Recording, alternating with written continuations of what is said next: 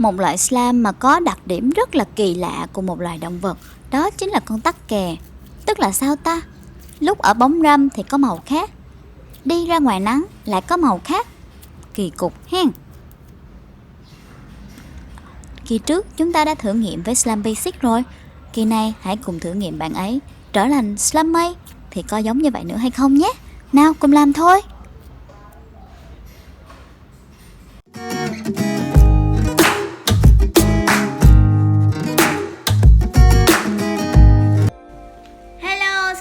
Xin chào các cô Pi, chào các em đáng yêu đã trở lại với kênh của chị Bubu nha. Cuối tuần vừa qua chị em mình đã không gặp nhau vào một ngày Chủ nhật. Và các bạn có nhớ chị không? Chị thì siêu nhớ các bạn luôn.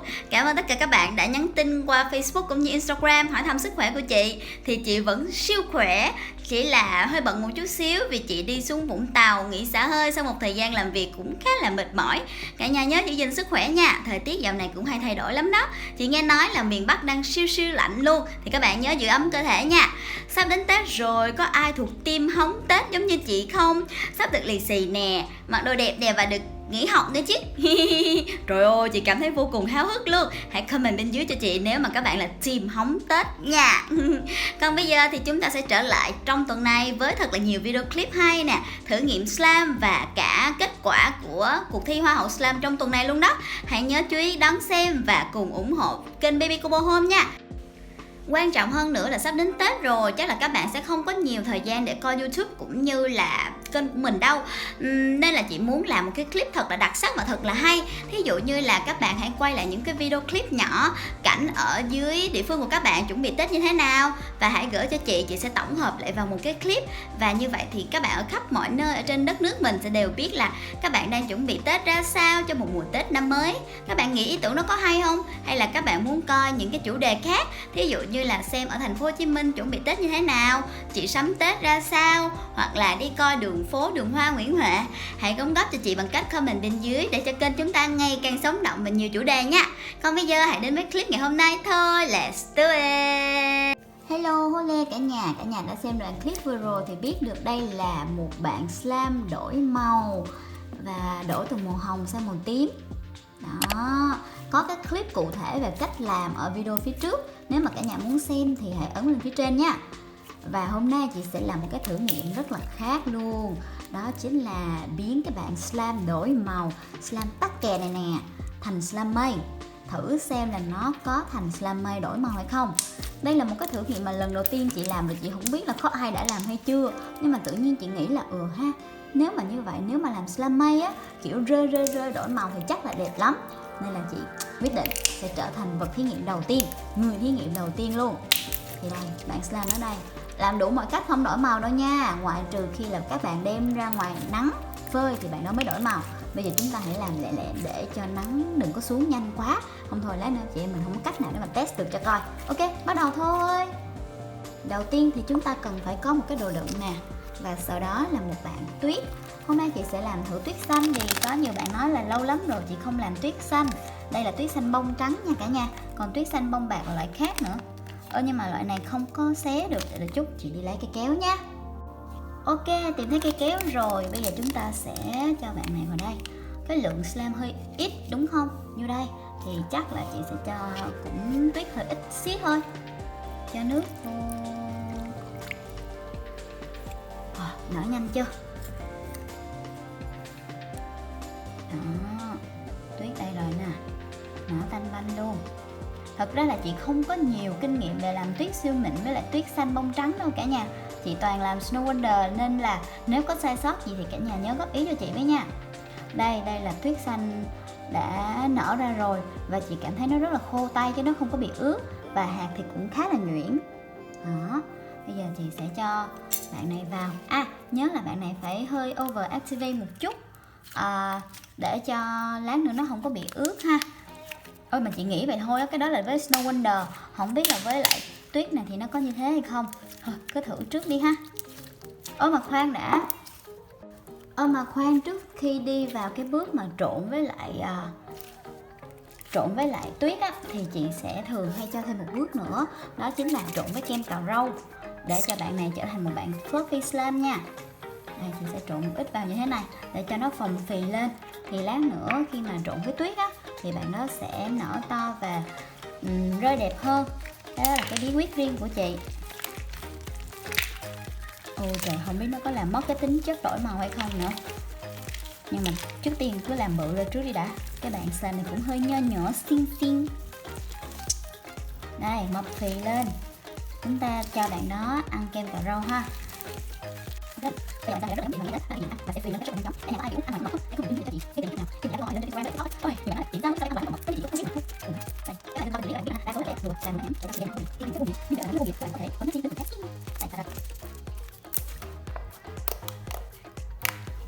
Cũng bự ra rồi, mập hơn lúc nãy chút, không có nhiều nhưng mà mập lên một xí.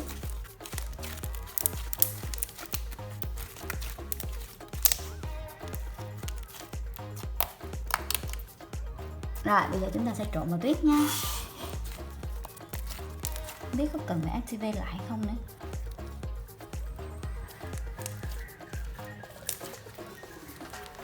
Ướp muối để cho đừng nhạt giống như chị Bu nha. He he.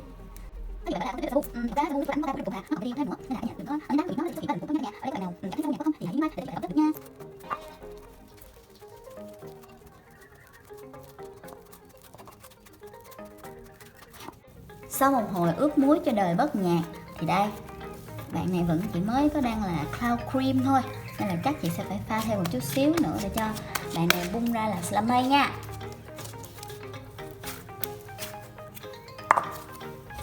Pha thêm.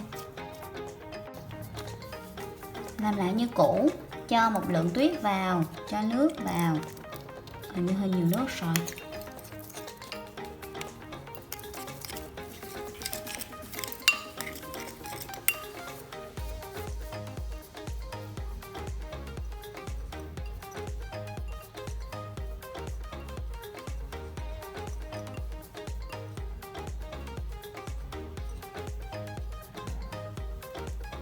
Hơi ẩm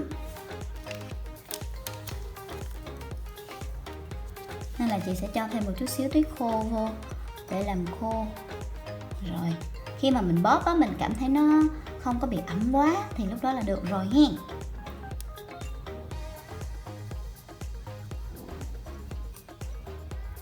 Rồi cho bạn này vô ướp muối tiếp.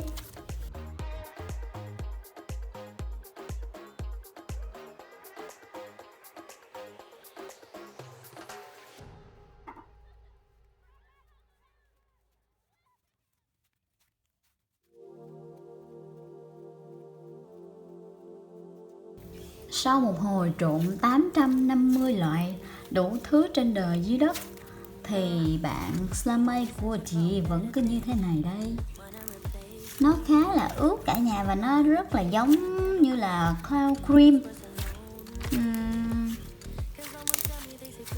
Cả nhà nghĩ đây là chất gì? Chị nghĩ là do lúc nãy chị đã pha tuyết rất là ướt cho nên bây giờ nó không thể nào bung ra thành slime được.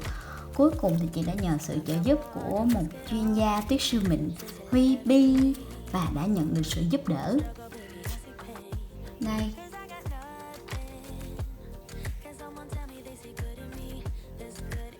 Do là bị trúng trọng thương quá nặng nên là bạn này cũng chỉ có thể được hồi phục lại như thế này thôi. Cũng ra dáng slime dữ lắm nhưng mà không có được đẹp giống như là slime chị hay làm với lại Snow Wonder. Bởi vậy mới nói mỗi người là chuyên gia của một mảng, không thể nào lấn sân nhau được. Bởi vì chị thật sự rất là dở khi làm slime với lại tuyết siêu mịn luôn á cả nhà, rất là hay fail. Rồi có một cục này với lại nguyên một cục bự. Bạn này chắc là cloud cream hay là cloud dough gì đó. Đây nè, thành hình dạng được luôn và có thể bóp được đó. Cục chơi cũng rất là hay luôn nhưng mà chả biết tên chất này là chất gì.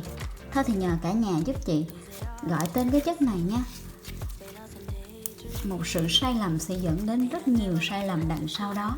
Bởi vì chị đã rất là cố gắng để phục hồi bạn này bằng đủ thứ luôn. Cho thêm kem cạo râu nè, cho thêm tuyết nè, đủ thứ thầm bà lằng, cuối cùng ra được bạn này. Ok, thôi bây giờ mình cứ đi mình thử xem, mình đem ra nắng coi nó có còn giữ nguyên cái tính chất của cục slime ban đầu hay không nha. Đây là slime mây nè, đó, bạn này là slime chưa biết rõ chất. Giờ chúng ta cùng đem ra nắng nhé. May quá vẫn còn nắng cả nhà ơi. Wow, đây, phơi ra ngoài thì slime mây đã đổi màu và cloud cream cũng đã đổi màu. Đây, đem vô bóng râm nè. Đó, trở lại màu hồng rồi. Ngầu chưa? Đem ra nắng nè. Đó. Càng phơi ở chỗ nào có nhiều nắng thì càng đổi màu nhanh nha. Đem vô bóng râm. Ngầu ha. Đó. Tại không có chân máy ở đây nên chị không thể nào thả rơi cho cả nhà coi được. Nhưng mà chị phơi giống như là cá khô vậy nè. Đó, chị phơi giống như phơi cá khô. Thì bạn này đã đổi màu rồi. Cho vào trong đây nhìn rõ nhất, thấy không? Nhìn thấy màu tím không? Đi ra ngoài, màu hồng trở thành màu tím. Đó, đi ra cái chỗ mà có nhiều nắng này cả nhà coi. Tím đậm luôn. Đó, đi ra cái chỗ nào mà thật là nhiều ánh nắng, nắng thật là gắt thì sẽ đổi màu rất là đậm.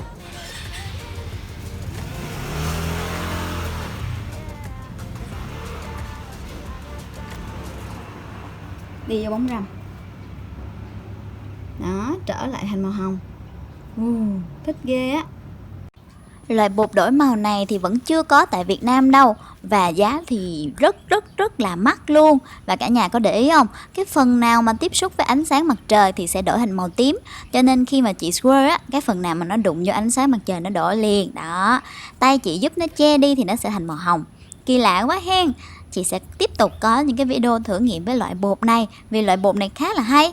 Hôm trước chúng ta chỉ có một bịch nhỏ xíu thôi, nhưng mà bây giờ đã có cũng khá là nhiều slime rồi ha. Tuy là chất nó cũng không có được rõ ràng lắm, nhưng mà không sao, có chơi là đã vui rồi đúng không? Mong là các bạn sẽ thích loại bột này. Hãy nhấn like và share video này cho bạn bè cùng xem để chị cùng tiếp tục thử nghiệm loại bột này nhé. Còn bây giờ thì bye bye và hẹn gặp lại nha.